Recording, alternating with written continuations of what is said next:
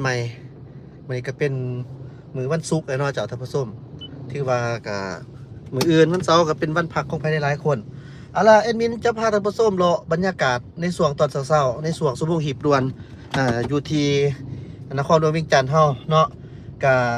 เส้นทางไร้บอลไร้เส้นท่านผู้ชมกับคงสิฮู้เลยแหละตามว่าเฮาจะมาแบบรูปแบบไลฟ์สดแบบสดๆเพื่อให้ท่านผู้ชมได้เบิ่งบรรยากาศ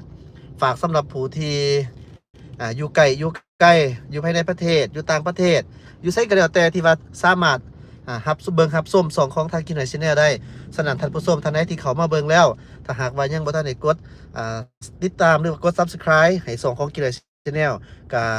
สวยกดติดตามไปด้วยเพื่อท่านผู้ชมจะบ่พลาดเกี่ยวกับการอัปโหลดหรือว่าไลฟ์สดแบบนี้เองนี่เจ้าท่านผู้ชมเช้ามื้อนี้เฮาก็มาเบิ่งบรรยากาศนำกันตื่นแม่นมินก็จะพาท่านผู้ชมไปไลฟ์จุดไลฟ์บอลอยู่เนาะเจ้าท่านผู้ชมเพราะเฮาสิเรียบตามเส้นทางหานะเจ้าเขามาเบิ่งบรรยากาศน้ำกันเด้อเจ้าท่านผู้ชม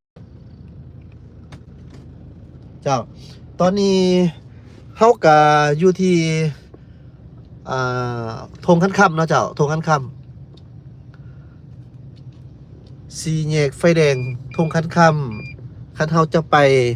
เบื้องขวามือนี่เฮาก็ออกไปทางพุ่นแหละสามารถไปดงนาโศกได้เนาะหรือว่าไปหนองด้วงถนนอาเซียนเนาะจะออกวัดไต่ก็ได้ผ่านไชน่าทาวน์ที่เขาจะเอิ้นมาไชน่าทาวน์บางคนก็เอิ้นว่าตัวเมืองใหม่อย่างประมาณนี้เจ้าแต่จะเอิ้นจังไดก็อย่าเนาะมันก็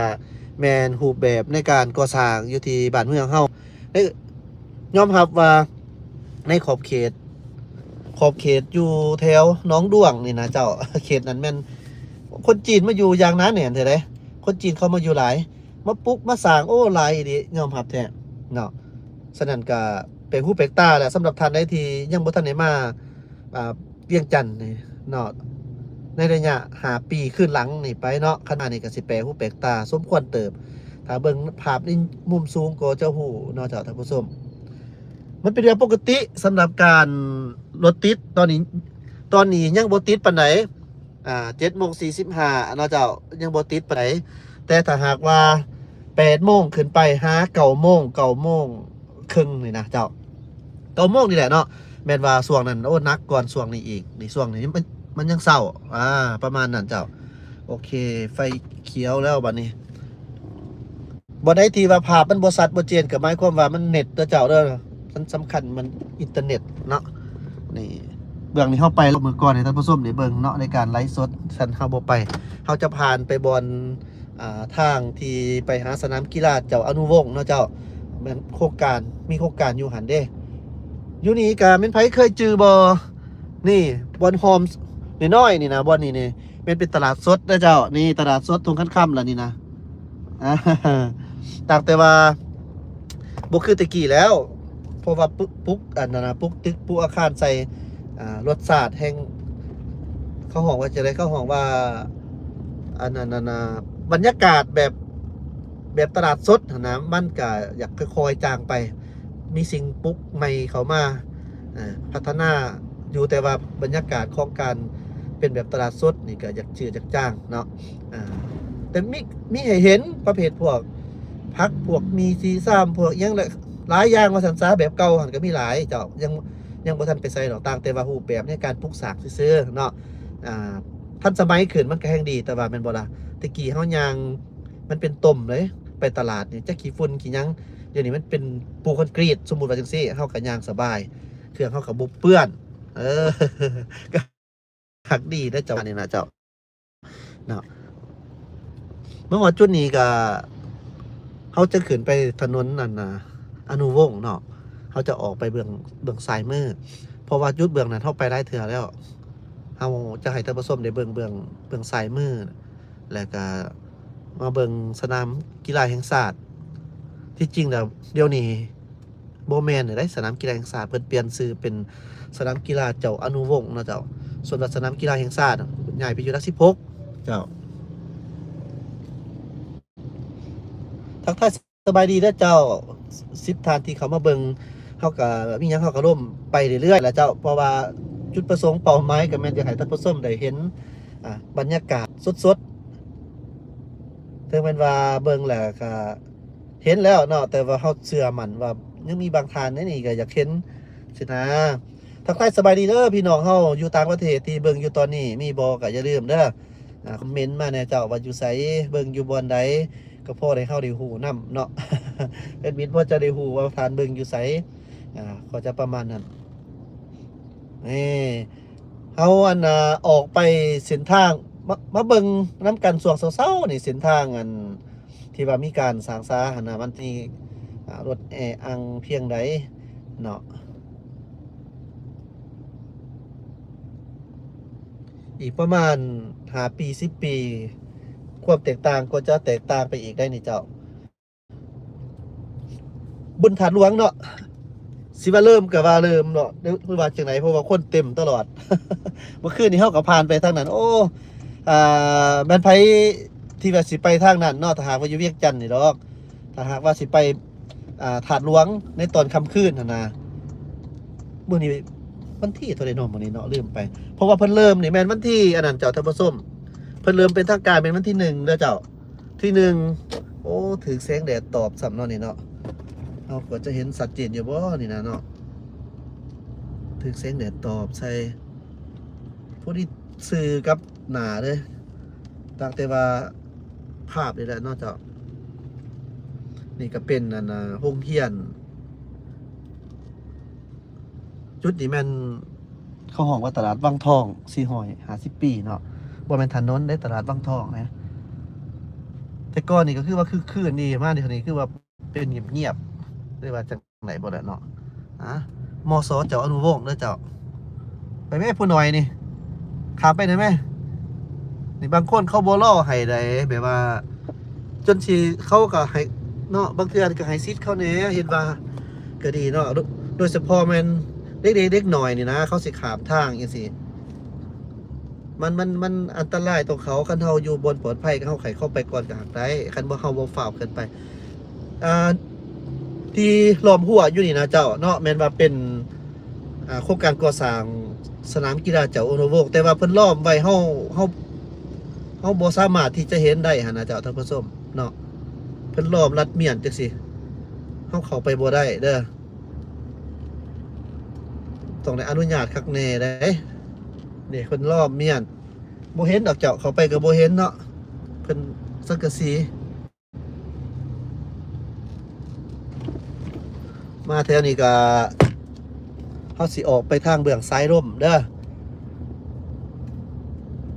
โอ้ต้นใหม่นี่คักใหญ่ดิต่างแต่ว่าคันยามฟ้ายามฝนล่ะอยากเสียงหน่อยนึงเสียงมันหักมันทับเนาะไปนะแม่นี่ก็ดีเดี๋ยวให้มันตอบอนุญาตแป๊บนึงเจ้าท่านผู้ชมเพื่อทานในที่ยังบ่ทันหูเนาะสำหรับการที่เฮาไลฟ์สดนี่มันบ่คือกันกับภาพตัดต่อเด้อเจ้ามันอาจจะเฮ็ดให้เฮาเบิ่งบ่จุบบ่งามเบิ่งแล้วก็ขัดหูขัดตานี่ก็ต้องขออภัยหลายๆเนื่องจากว่าเฮาบ่สามารถที่จะไปคอนโทรลมันได้เบิดทุกอันหั่นนะเจ้าฉะนั้นมันก็เป็นแบบเรียลไทม์เนาะมันจะเป็นแบบสดๆไปเลยหั่นนะฉะนั้นเกี่ยวกับการปากการเว้าการว่าหยังแน่ถ้าหากมันมีคำศัพท์ใดที่บ่ม่วนหูหยังต่างๆมันผิดต่อใจก็ต้องขออภัยล่วงหน้าเด้อเจ้า เนาะอันนี้ก็ถือว่าเป็นเรื่องปกติไปซะเนาะเฮาก็สิพยายามนี่คันเฮาไปซื้อนี่เฮาก็จะออกไปถนนลานสร้างเนาะแล้วก็เฮามาเบื้องซ้ายมือนี่เฮาจะออกไปซ้ายร่มเจ้าเรื่องอีกแล้วเส้นทางอยู่บ้านเฮานี่นับเพิ่มขึ้นเนาะขยายเส้นทางแน่คันจุดบนเขตนอกนี่ก็แม่นเป็นเส้นทางตัดไม้ระบายเจ้าก็เห็นหลายเส้นหลายสายเด้ตัดไม้เฮ็ดไม้แต่ว่าสิ่งที่เฮ็ดสร้างได้แต่ว่าบางอันนี่ก็เฮ็ดบ่ได้หั่นนะเช่นว่าการบ่ระบัดรักษาบ่จังซี่เนาะแคมทอกแคมทางหน้าเฮือนหน้าห้านเนาะบางคนก็ยังบ่ปาให้มันหกจังซี่นะ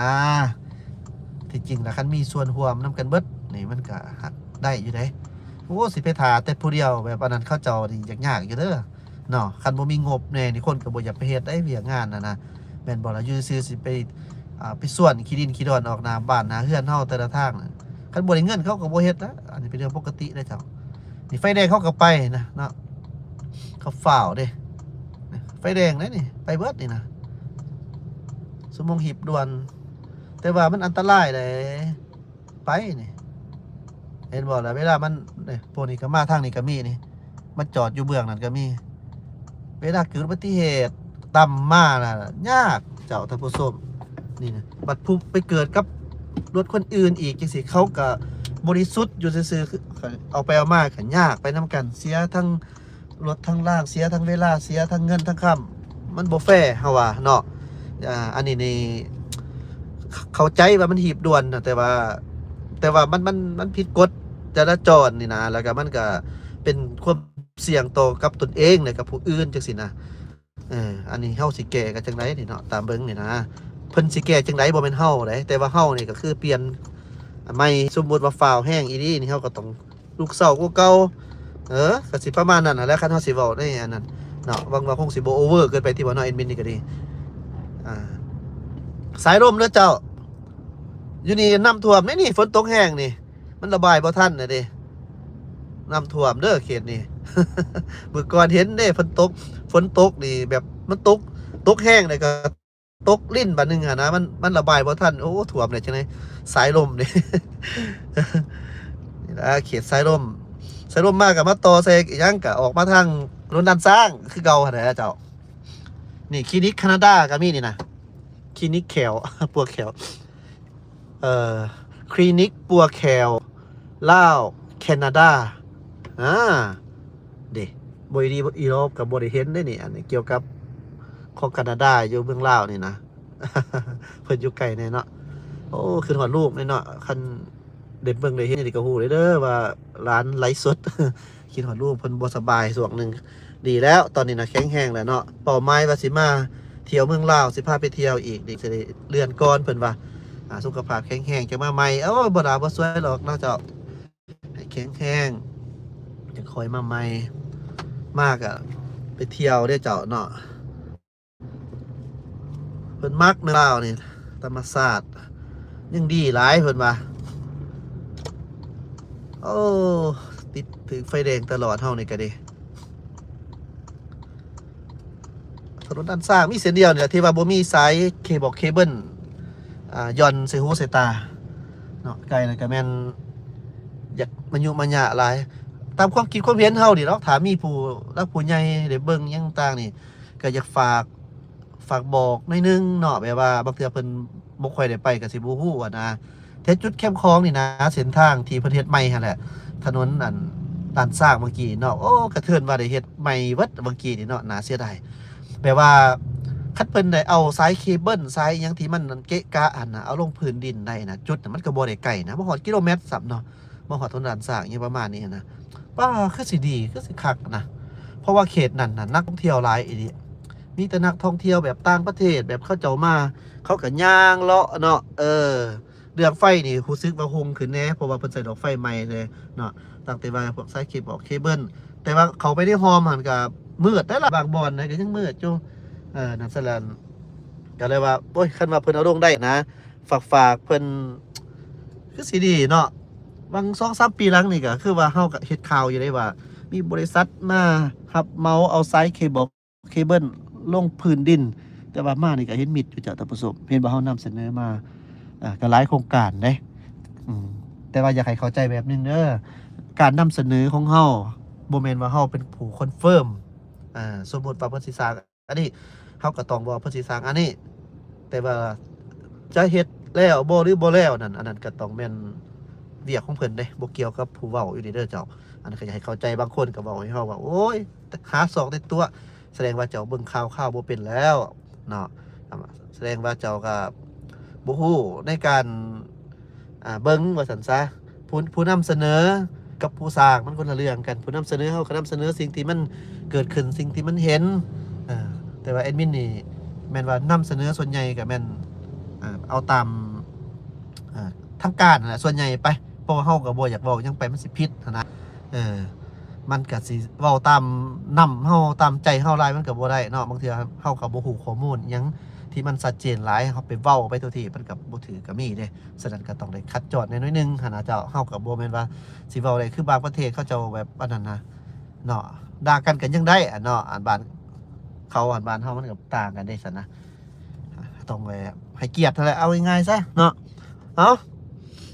ได้เว้าหลายน้อยๆนึงมันอันไลฟ์สดเด้เนาะถนนลานสร้างคันเพิ่นเอาลงได้อยู่แถวเข้มคลองนี่ ยังเว้าคือเก่าเลยโอ้งามเจ้าท่านผู้ชมงามขึ้นหลายเนาะแล้วก็ไฟบ้านเฮานี่มันยังบ่ทันหุงแจ้งเท่าที่ควรมันยังอยากมืดถนนหนทางบางเส้นเนาะอันนี้เฮาก็ต้องใช้คำว่าบางเส้นอยากมืดนักท่องเที่ยวเขาก็บ่กล้าย่างหลายคันเขาย่างหลายนี่เพิ่นย่างเพิ่นเลาะเพิ่นเที่ยวมันหุงมันมีกิจกรรมหยังไง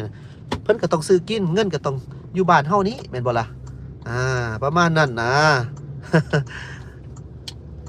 ในบรรยากาศพร้อมเกี่ยวมาทางนี่แหละก็สิบ่มไปทางเก่าที่บอกนี่เอ็นเมนนี่ก็ดีไปทางอื่นไปแห้งอันนั้นอีกเด้เนาะประตูไส้อุดมเวียงจันทน์อยู่นี่ท่านผู้ชมโอ้เป็นไผเคยได้เป็นศิษย์อุดมเวียงจันทน์บ่เนาะนี่แหละเนาะอุดมเวียงจันทน์ถือว่าเป็นโรงเรียนที่มีชื่อเสียงที่สุดในนครเวียงจันทน์ล่ะเจ้าสำหรับอุดมเวียงจันทน์นี้เนาะเจ้าเดี๋ยวนี้ก็เปลี่ยนแปลงไปหลายแล้วเบิ่งเส้นนี้มีเจ้าหน้าที่คอยระบายรถอยู่เรื่องการเฮ็ดเวียกของเพิ่นนี่เพิ่นก็เฮ็ดได้เจ้าเนาะแล้วก็เกี่ยวกับทางโลกนี่มันก็มีบุคคลอันนี้แน่บางเทื่อที่แบบว่าเฮาเฮ็ดผิดกฎระเบียบบัดเพิ่นเขียนใบสั่งให้ไปเอาอยู่บ่อนพุ่นเด้อผัดบ่อยากไปผู้ที่บ่อยากไปก็ขอกินน้ำกินได้บ่แม่นตำรวจได้เว้าเฮานี่แหละเว้าสมมุติว่าเฮาผิดนี่นะครับไปบอกไปเว้าให้เพิ่นเนาะไปขอเพิ่นขอบัดเพิ่นให้แล้วผัดลักไทยผัดว่าเป็นการโกงการหยังมันต้องคิดเบิ่งอันนี้นะครับบ่แม่นเฮาเข้าข้างผู้ใดเด้ของเฮาผิดระเบียบเนาะก็ธรรมดาแต่ว่าเป็นไผถือก็คือสิฮู้ดีหั่นแหละเนาะอันนี้เจ้าท่านผู้ชมบางเทื่อนี่คันเฮามันมีครบเฮาบ่ผิดหยังนี่โอ้ยสิไปย้านมันเฮ็ดหยังเด้เพิ่นก็หน้าเวียกของเพิ่นเนาะคันเพิ่นบ่เป่ากระบีดก็บ่แม่นเวียกเพิ่นละซั่นมันก็บ่มีเนาะเกี่ยวกับเรื่องตำรวจจราจรแม่นบ่เจ้าท่านผู้ชมหน้าเวียกของเพิ่นคิดเท่านั้นหน้าที่ของเฮาก็คือมีเอกสารครบบ่ผิดกฎจราจรเฮาบ่จำเป็นต้องสิไปย้านไปซีเรียสหยังกับเรื่องแบบนี้อันนั้นแหละคือสิ่งที่ประเทศใดเขาก็เป็นเบิดเด้ผิดกฎก็คือผิดกฎประตูใส่ในช่วงเช้าเจ้าช่วงเช้า 8:01 นาทีตอนนี้เด้เฮ็ดเวียกเนาะกวักอยู่แวบๆเอาอันนี้เป็นสวนประตูใส่กลางคืนงามเจ้าเดี๋ยวนี้เริ่มมีประเภทพวกห้านนั่นขายน้ำขายหยังเด้สะดวกเพิ่นจัดสรรก็โอเคอยู่เด้มีห้องน้ำมีหยังคักแน่เนาะช่วงเช้านี้นักท่องเที่ยวเริ่มมาแล้วเจ้าเริ่มมาแล้วแต่ก็ยังบ่ทันหลายปานใดนี่ BRT จุดประตูไส้จุดอีนี่เหมาะสมเจ้าเด่นดิเพราะว่ามันอยู่ขอบทางแน่แล้วก็ถนนมันใหญ่แน่ถนนค่อนข้างใหญ่แน่จุดบอลซุ่มซ่นแน่จังซี่นะก็เลยแบบว่าเหมาะสมอีดีเนาะตามแล้ว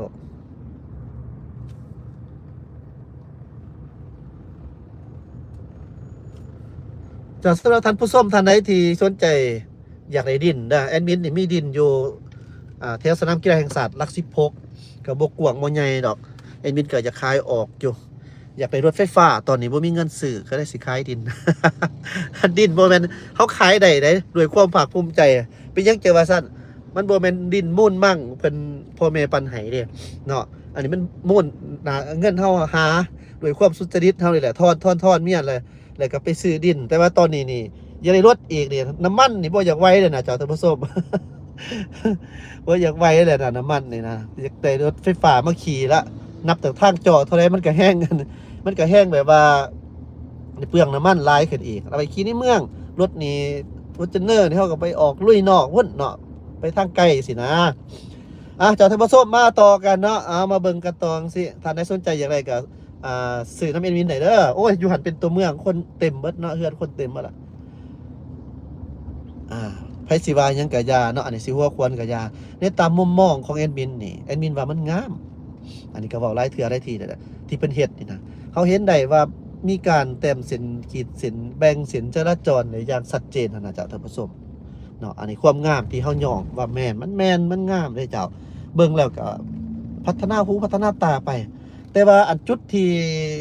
ที่ว่ามันเป็นทางเสียงหลายนี่ก็คือถนนมันอยากแคบแหน่เนาะจังซี่หันนะเวลามันแคบแล้วก็มันมีแต่2เลนจังซี่บางบ่อนนี่ก็ถ้ามีคนมาจอดใส่มันไปบ่เป็นอันนี้ก็ต้องเข้าใจได้มันก็เดือดร้อนแท้อันนั้นเนาะเสียดายหั่นน่ะเจ้าท่านผู้ชมเสียดายเดียวๆเนี่ยทางเฮาคันขยายได้อีกนี่คือบ่อนเฮาอยู่นี่ได้32จราจรนี่32จราจรเบื้องนั้นคือกันเนาะ BRT ทั้งกลางนี่แม่น2โอเคอยู่ได้เจ้าเบื้องต้นนี่ก็สิยากในน้อยนึงเนาะเบื้องต้นนี่สิยากในน้อยนึงคนยังบ่ทันสิ้นต่อสิได้ก็สิ้นเองมันเป็นอัตโนมัติคือจังซี่เนาะอ่าส่วนว่าทางในใจกลาง BRT นี่ตอนนี้เด้อเฉพาะในช่วงนี้ซื่อๆนี่เพิ่นก็อันนั้นอยู่ได้เพิ่นก็บางบ่อนน่ะเพิ่นก็อนุญาตให้เข้าใช้เพื่อเป็นการแบบระบายเด้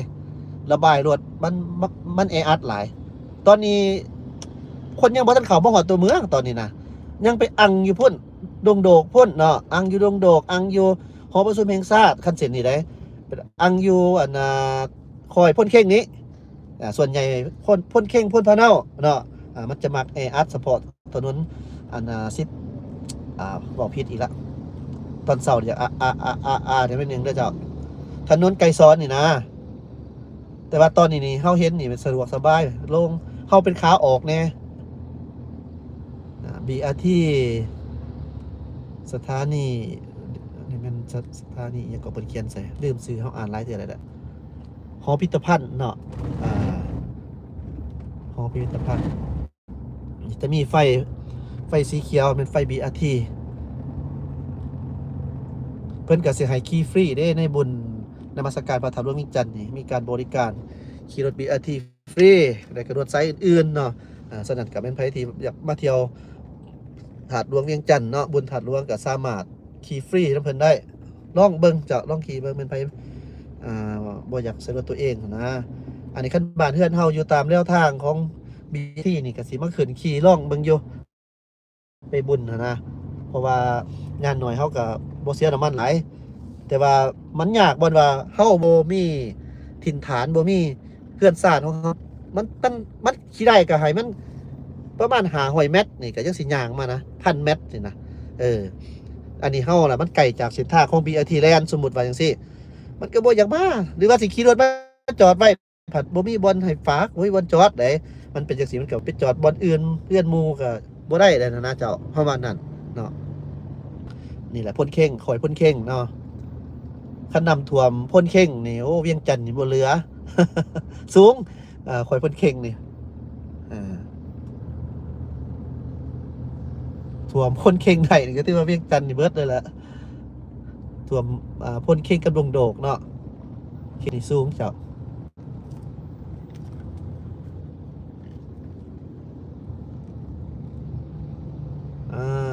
โอ้ตอนยังหน่อยขี่รถถีบบ้านน้ำหมูหรือว่าพิตหัวเลยเจ้าเวียงจันทน์เท่านี้ความหมายตัวเองค่ะนะเนาะ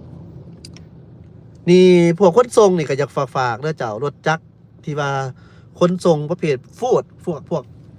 อาหารบอกได้ว่ามีหยังบ่ได้อันเขาเจ้าแล่นเอาเที่ยวนะเขียวอยากแล่นไว้นี่มันอันตรายนะเจ้าบางเทื่อเขาก็แซกตัดหน้าตัดหลังแบบบ่อันนั้นเด้อันนี้โอ้ยอันตรายเด้อเจ้าอันตรายปีก่อนบอกคือว่าก็มีตายเลยเด้อยู่ตอนหอประชุมแห่งชาตินะพวกส่งอาหารนี่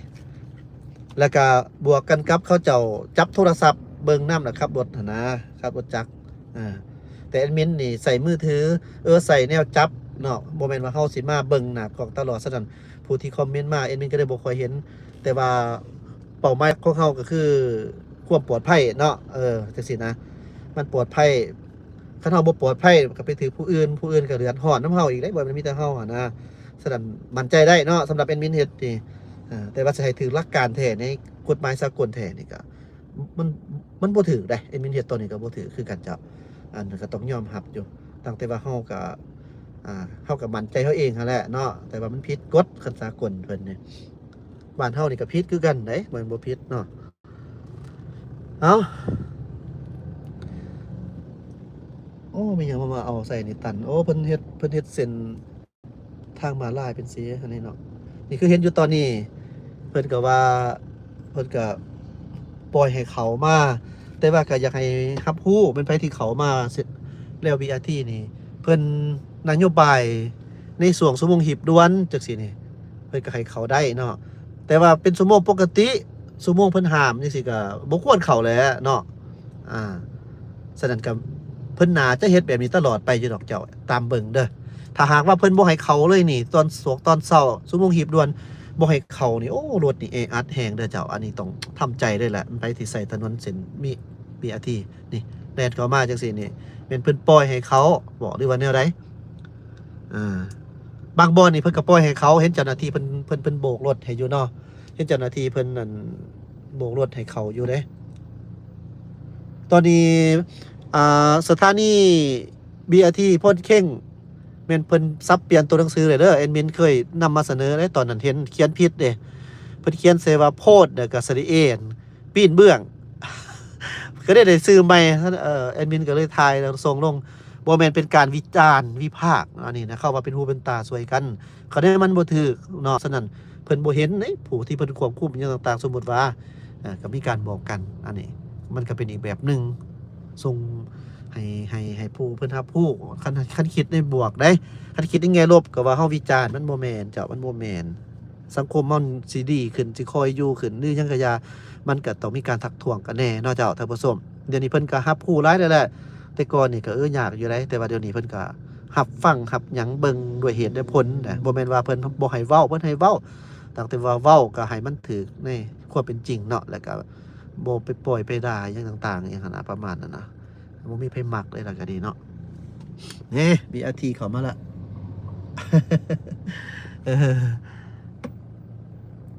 โอเคท่านผู้ชมอยากโดนหน่อยนึงเสียนนี่ปกติอยู่แล้วเนาะปกติอยู่แล้วนี่ถือว่าไวอยู่แล้วนี่มาหอดพี่ละแต่ก่อนแห้งยากกว่านี้เพราะว่าเด้รถอยู่เพิ่นมาจอดจุพี่ก็มีตอนนี้เฮาไฟเขียวเนาะเฮาก็บ่เข้าใจคือกันว่าเป็นหยังเพิ่นจังมาจอดอยู่กลางทางพี่หรือว่าตอนไฟมันนั่นเขียวเพิ่นก็ยังไปอยู่แต่ว่าไฟแดงน่ะมันหยุดอยู่กลางทางเจรถอันนี้ก็มีเหตุผลอันนึงเด้พ่นเข่งแล้วบัดนี้เฮามาต่อกันที่มาฮอดเส้นนี้อยากให้มาแอปครัวด้วยเจ้าสัญญาณไว้มันเพราะว่าเส้นทางมันสิมาจอมอยู่นี้จอมแล้วบัดนี้เขาเจ้าสิเลี้ยวซ้ายเฮาไปบ่ได้เนาะเฮาต้องได้ซื้อหั่นน่ะจังซี่เนาะก็เลยแบบว่าบอกสำหรับผู้ที่บ่ฮู้หรอกเพิ่นไปที่ได้มานครเวียงจันทน์บางเทื่อนี่ก็ให้ดีแท้เนาะคันมาแต่ต่างแขวงบ่หรือว่า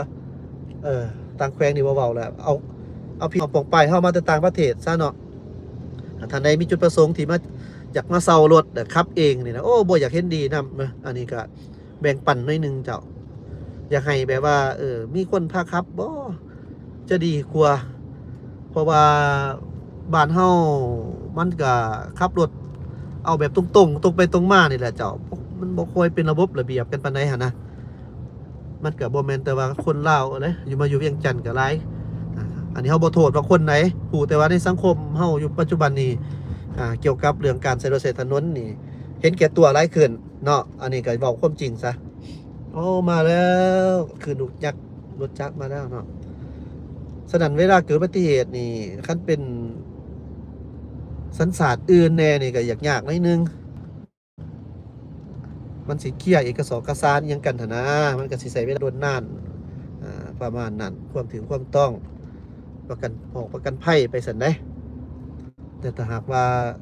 คันเฮาให้เขาพาไปเฮาจากซูเฟอร์อันนี้ครับซูเฟอร์เขาเคลียร์เอาเขาก็แลนเองเขาบ่ยากกับเฮาสินะฝากเอาแล้วก็แล้วแต่ จุดประสงค์ของไผแหละเนาะเด้ไปบ่เป็นบัดนี้เพราะว่าทางข้างเขานี่มันก็เขาก็มาเพิ่นนี่สิไปไสนี่สิเข้านี้เนาะเพิ่นสิเข้าในนี้นี่แหละจุดของ BRT มันจะเป็นลักษณะแบบนี้เจ้าท่านผู้ชมเฮาให้เห็นแบบง่ายๆเนาะมันเป็นลักษณะแบบนี้คันเป็นไผมาจอดบ่หรือว่าห้วยรถยังต่างๆแล้วนี่แม่นทางหลังเนี่ยติดอะพึบกันเลยนะคันดนนี่แห้งแล้ว อันนี้แหละแบบว่าอันน่ะเพิ่นหลายคนเขาก็อันนี้แน่ว่าแน่หั่นนะแต่เรื่องยังบ่ทันได้ขีดเส้นแต้มเส้นเท่าเด้อนี่เด้อแถวนี่เส้นนี่เอาไอ้มินจะให้ท่านผู้ชมได้เห็นจนอันนั้นฮอดอันนั้นเนาะจนฮอดแถวทางอันสักคู่มันยังก่ออันลืมไปละไก่สิฮอดที่ปีหันซะเนาะเอาเที่ยวนี้ทักทายสบายดีเจ้าบางเส้นนี่ก็ได้อยู่ประมาณ3-2จราจรต่างแต่ว่ามันก็เป็นวงเนื่องมันไปซื้อบ่ได้มันก็ต้องได้คอยเข้ามาคือเก่าหั่นน่ะเจ้าทักทายสบายดีเจ้าเพิ่นว่า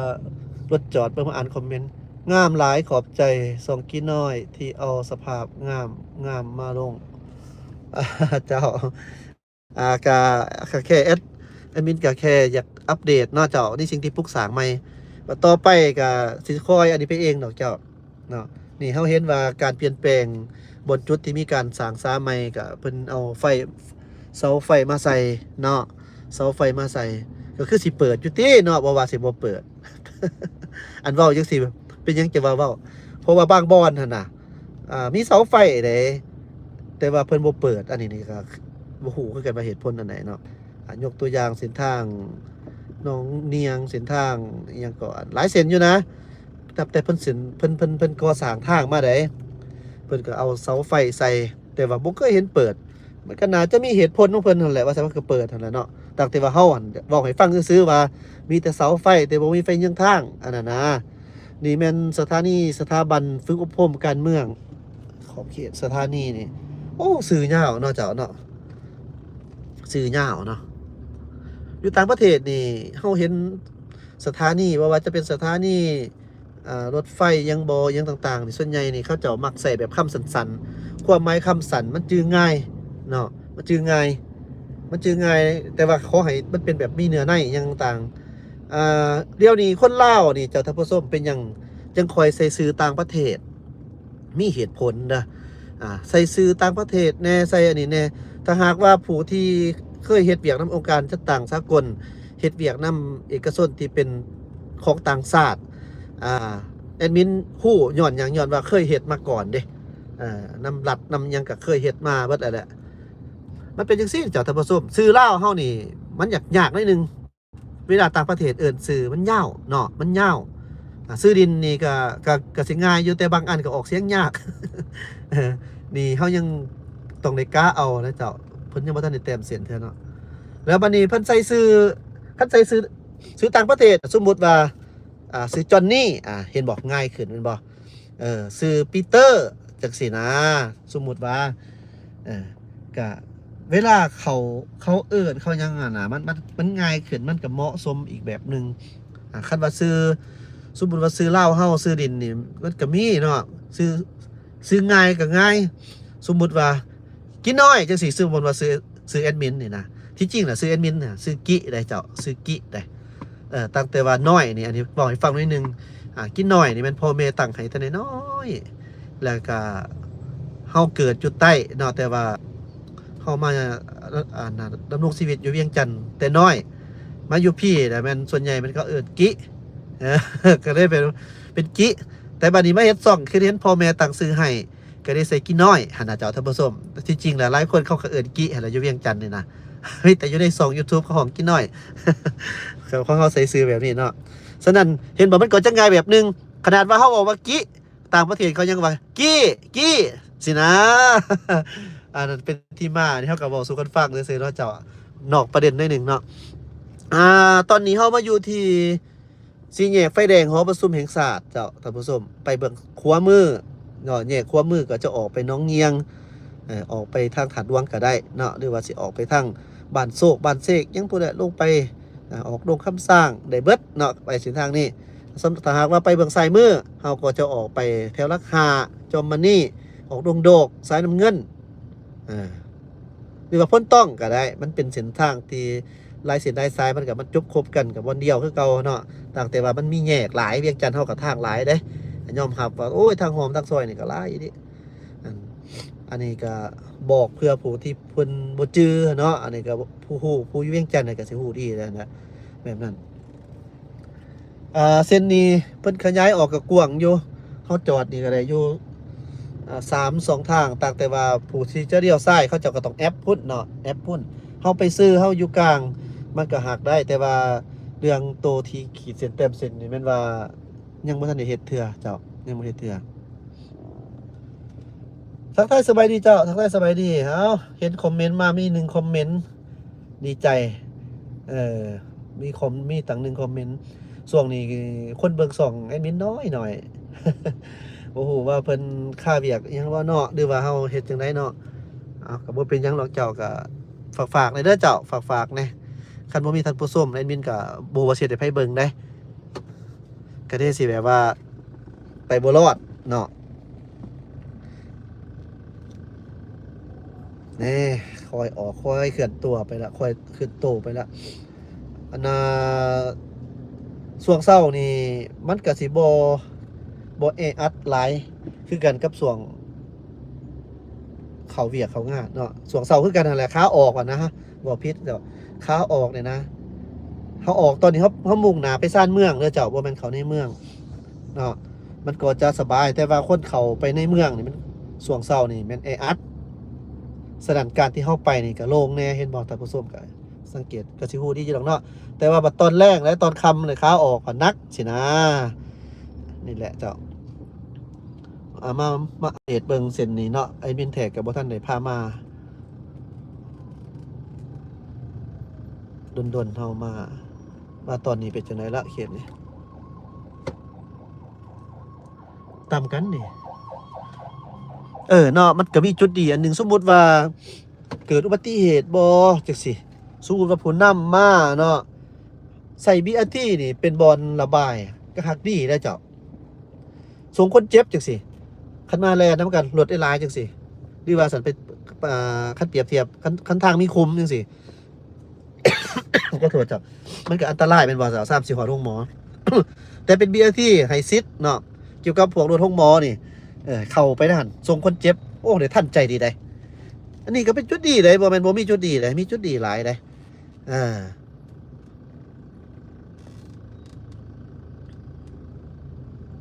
เจ้าหน้าที่คอยโบกรถอีกเส้นหนึ่งที่ว่ามันมีแยกหลายเส้นเนี่ยเป็นวัดแล้วบัดนี้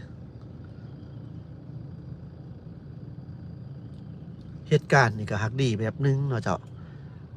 แบบว่าจะไหนยังมีวันพักยังมีวันเสาร์วันอาทิตย์ได้พักได้แต่ว่าเฮ็ดเวียกส่วนตัวนี่นะเนาะเฮ็ดธุรกิจนี่บ่มีวันพัก หน่อยก็สมหน่อยใหญ่ก็สมใหญ่หั่นนะบ่มีวันพักมนุษย์เฮานี่ก็แปลก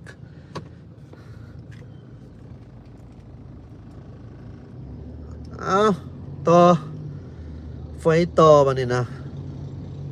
เบิ่งจุดสถานีนี่เพิ่นเอิ้นว่าจังไดนี่หอประชุมแห่งชาติบ่นี่คันสิแม่นนี่โอ้หอพิพิธภัณฑ์ฐานไก่สวนพรหมวิหารสถานีเด้อชื่อเนาะชื่อเอิ้นตามที่ว่ามันบ่ไหนที่เป็นเด่นนะเพิ่นเอิ้นแบบนั้นเนาะบ้าเบิ่งแม่เจ้าท่านผู้ชมเบิ่งแม่เบิ่งขาเขาแม่นี่เห็นบ่ล่ะเริ่มแล้วนี่นะ8:30 9:00 9:30ฮอดนี่แหละฮอด9:30นี่ที่ว่าก็ค่อยจ้างไปละอันช่วงนี้นี่แหละเริ่มเลยนี่ขาเขานี่เข้ามานี่ถือว่ามันยังเศร้าเนาะบ่แม่นว่าเห็นรถติดแต่มันดีมันบ่แม่นได้ความหมายแบบเป็นไผที่เบิ่งอะเนาะสมมุติว่าโอ้รถต่ำกันแล้วท่านผู้ชม BRT นี่ต่ำกันอยู่ BRT นี่แหละนี่นะรถจักรเฮ็ดแล้วนี่เด้รถจักรต่ำขอบบ่หรือต่ำอีหยังอันนี้ต่ำกับรถใหญ่นี่เนาะอันเคยเกิดอุบัติเหตุมาเทื่อนึงแล้วอยู่เขตดงโดกบ่ตรงขอบนี่ก็สำคัญนี่นะมันไปขี่รถจักรเนาะเวลาเฮาไป ไปไปแคมของขอบหลายนี่เฮาฟ้าวเฮาฟังยังแบบ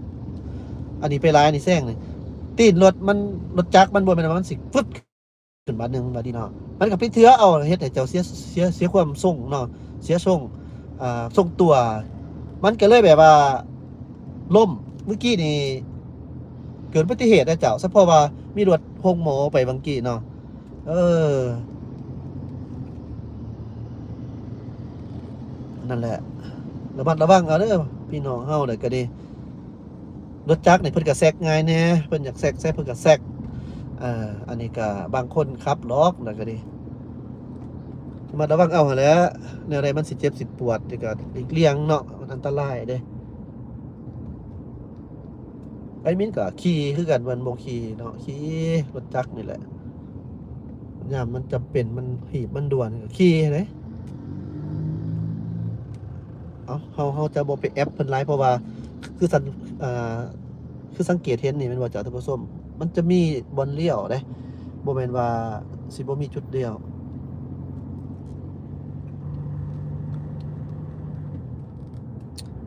ดอกคันว่า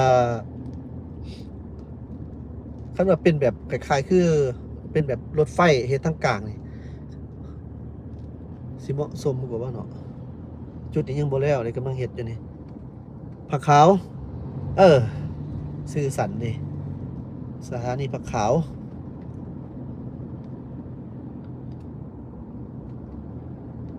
มานี่ก็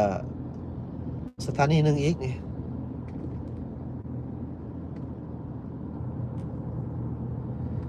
เป็นได้จากท่านผู้ชมติดตามส่องกินหน่อยชาแนลโอเคอยู่บ่เนาะนี่เป็นสถานียังเกาะหรืออ่านบ่ทัน มันมีหลายเด้อแต่นี่มานี่แล้วนี่มันเป็นแล้ว BRT แพร่ดงโดกเด้จุดประสงค์เป้าหมายก็แม่นมอซ้อนะมหาวิทยาลัยแห่งศาสตร์โอ้พัฒนาหลายอยู่เด้มหาวิทยาลัยแห่งศาสตร์ทั้งในหั่นนะเขาอยู่ทางนอกเขาบ่ฮู้ว่าทางในนี่โอ้จักแม่นตึกหยังตัวตึกหยังถนนแล้วก็นักศึกษาต่างประเทศก็หลายคนลาวเฮาแต่เขายังบ่ฮู้เลยว่ามีนักศึกษาต่างประเทศมาเรียนอยู่ลาวแอดมินนี่ฮู้เพราะอยู่หั่นเนาะเขาเคยเรียนเคยอยู่หั่นแต่หลายคนนี่บ่ฮู้ว่าเบิ่งดูเป็นหยังนี่สถานีธนาคารส่งเสริมเกษตรกรรมเอ้าคือมาใส่ชื่อธนาคารมานี่ หรือว่าแนวใด อยู่มอซอมันก็มีเบิดหั่นแหละเนาะนักเรียนนักศึกษาจีนนักศึกษาจีนศึกษาเวียดนักศึกษาไทยก็ยังมีกัมพูชาก็มีหลายศาสตร์อยู่แต่ว่ามันบ่มีข่าวให้ฮู้ซื่อๆหรอกว่ามีนักศึกษาต่างประเทศก็เลยแบบว่าผู้คนบ่ค่อยฮู้ว่าอยู่เมืองลาวนี่ก็มีนักศึกษาต่างประเทศมาเรียนประมาณนั้นเจ้าล่าสุดเนาะเกี่ยวกับการอัปเดตเกี่ยวกับสถานีหรือว่าโครงการก่อสร้าง BRT จนมาฮอดแถวดงโดกว่าซั่นซะดงโดกก็ได้ละนี่นะถนน410 ปีแม่นว่าก็คือท่านผู้ชมเห็นอยู่ตอนนี้แม่นขีดเส้นแต้มเส้นทั้งในใจกลางเป็นที่เรียบร้อยแล้วเจ้าเนาะถือว่าก็บ่ฮู้ว่าแล้วบ่หรือว่าแนวใดเนาะฮู้แต่ว่าก็แต้มเสร็จแล้วส่วนสถานีนี่ก็ยังบ่ทันสมบูรณ์ก็ส่วนใหญ่ก็เกือบว่าจะแล้วเบิดละยังบ่ทันสมบูรณ์เทื่อก็เฮ็ดให้ยังมีบางบ่อนได้มีการก่อสร้างฉะนั้นก็จะเจอปัญหาหน่อยนึงสำหรับการสัญจรฉะนั้นก็ค่อยไปในมุมมองนี่นะถ้าหากว่าเพิ่นสร้างแล้วนี่มันก็จะบ่มีหยังกีดขวางหลายนั่นแหละมันก็สิคอยไปปรับตัวไปทีละน้อยละน้อยเนาะอันนี้เขาก็ต้องได้ปรับตัวใส่ว่าซั่นซะสมมุติว่าเขาเคยไปการสระเนี่ยหน่อยนึงเขาก็ไปทันแต่ว่ามี BRT มันไปบ่สะดวกหยังไรกับฝากเนาะอันนี้ก็ต้องเป็นเวียกของบ้านของเฮาเองก็ต้องได้ตัดสินใจตื่นทุกเช้าก็เก่าหั่นแหละ บ่ได้แต่สำนี้เนาะเจ้าท่านผู้ชมเอ็นบินจะเข้าไปทางสถานีรถไฟแต่ว่าก็บ่ฮอดระยะหนึงก็สิขอโจเจ้าท่านผู้ชมนี่เข้ามาถนน10 ปีตัดสินใจตื่นเช้าก็เก่าไปไวกว่าเก่าเนาะอันไผที่ว่าคันว่ามันบ่ทันมันก็ต้องได้ปรับตัวแบบนี้ยังกะยามันเฮาอยู่ในตัวเมืองใหญ่นี่คันเฮาบ่ปรับตัวใส่เฮาก็อยู่บ่ได้อยู่ยากเนาะนับตั้งแต่เงินค่ำไปแล้วบ่มีเงินก็อยู่บ่เป็นดอกอยู่เมืองใหญ่นี่ทุกอยู่ในเมืองนี่ต่างกับทุกอยู่บ้านนอกเด้อเจ้า ต่างกับทุกข์อยู่ชนบททุกข์อยู่ชนบทก็ยังมีน้องปูน้องปลามีไห้มีนาเนาะถึงว่ามันหน้าตัวเองก็ยังไปเลาะจับเขียดอยู่หน้าผู้อื่นกินได้บ่ผิดกฎหมายกินกบกินปลาแต่ว่าทุกข์ในตัวเมืองบ่มีหน้าเฮ็ดบ่มีอาชีพบ่เฮ็ดอีหยังนี่มีแต่ว่าตีแต่เงินเดือนหน่อยบ่เฮ็ดจังซี่นี่ทุกข์อีหลีเจ้าท่านผู้ชมทุกคิ้วทุกขอดนี่แหละอันนี้ก็อันน่ะเฮาเว้าสู่กันฟังซื่อๆเนาะเฮาบ่ได้ไปสั่งสอนผู้ใดเฮาก็เว้าตามเฮาเห็นความเป็นจริงฉะนั้นก็ได้บุกบืนขึ้นกว่าเก่าเป็นมีนี่ก็ทุกข์นะคู่มื้อนี่ทุกข์บ่มีวันเสาร์วันอาทิตย์คือกันก็ไปเรื่อยๆเนาะไปเรื่อยๆมันต้องให้เบิ่งตั้งแต่เมืองใช้เวลาด่วนหน้าเนาะเจ้าขอบใจหลายๆเจ้าท่านผู้ชมเอ็นมีนี่ก็พยายามอยู่เนาะเสียให้ท่านผู้ชมถึกใจแต่ก็มีหลายอย่างที่บ่ถึกใจก็นี่ก็ต้องขออภัยหลายๆเนาะมันก็ผู้มักผู้บ่มักปะปนกันไปอันนี้ก็เฮ็ดตามที่ความมักแล้วก็อยากให้ท่านผู้ชมได้เห็นแน่ในการสร้างสรรค์พัฒนาบ้านเมืองของเฮาบอกหรือว่าข่าวๆอย่างต่างๆก็อยากให้เห็นอยากให้รับรู้ฉะนั้นก็เพื่อเป็นกำลังใจให้ซึ่งกันและกันก็อย่าลืมเด้อเจ้าอย่าลืมช่วยกดติดตามกดไลค์กดแชร์หรือว่ากด Subscribe เนาะเพื่อว่าเวลาเฮาอัปโหลดอย่างต่างๆก็จะให้ท่านผู้ชมได้เห็นอย่างต่างๆเนาะเขตเจ้าสถานีรถเมล์คิวสายใต้ขี่รถเมล์สายใต้เป็นไผสิไปใต้แต่ขี่รถโดยสารเตียงนอนต่างๆก็มักพี่แหละมาถนน450 ปีพี่เป็นไผสิไปขึ้นรถไฟความเร็วสูงกลับมาทางนี้เนาะหรือว่าสิไปทางไผมาแต่ฝั่งไทยกลับมาตั้งแต่คุณภาพกลับมาเส้นนี้ก็ได้ไว้ดีเนาะบ่เสียเวลาคันเข้าไปในตัวเมืองก็จะเสียเวลาเติมต่างแต่ว่าเฮาก็ได้เที่ยวเอาจังซี่ทุกอย่างมันก็มีเหตุและผลของมันเจ้าท่านผู้ชมนี่ก็มีแต่ว่าเป็นกำลังใจให้กันแต่ละมื้อละเว้นเนาะสืบต่อเป็นกำลังใจให้กันใส่ชีวิตอย่าประมาทเนาะเจ้าท่านผู้ชมขอบใจที่ตามรับชมสบายดีเจ้า